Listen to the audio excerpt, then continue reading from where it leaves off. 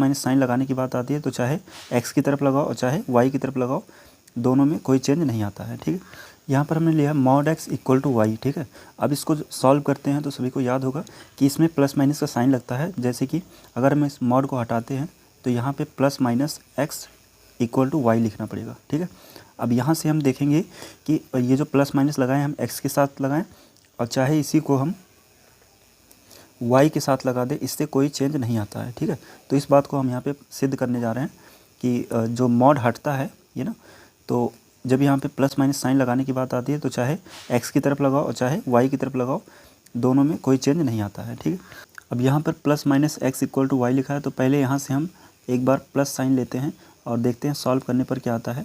ठीक है, तो ये रहेगा x इक्वल टू वाई और y को इस तरफ लाएँ तो x minus y is equal to 0 बनेगा। ठीक, इसी प्रकार से अगर हम माइनस साइन लेते हैं तो minus x equal to y रहेगा और x को इस तरफ लाएं तो x प्लस हो जाएगा, x plus y equal to 0। तो इस तरफ का जब प्लस माइनस साइन लेके सॉल्व किया गया तो एक बना है x माइनस वाई और एक है x प्लस वाई बराबर 0 करके। अब इधर आते हैं तो यहाँ भी एक बार प्लस साइन लेते हैं, है ना, तो x equal to plus y.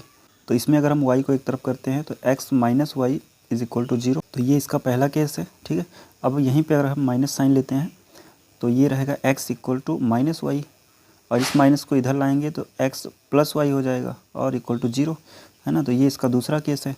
तो आप देख पा रहे हैं कि जो प्लस माइनस साइन है चाहे इस तरफ लिया जाए और चाहे इस तरफ लिया जाए, ऐसे में क्या होता है कि दोनों को जब सॉल्व करते हैं तो बराबर चीज़ें आती हैं। ठीक है, तो इस प्रकार हम कह सकते हैं कि जब मॉड हटाएंगे तो प्लस माइनस का साइन हम चाहे जिस तरफ ले सकते हैं।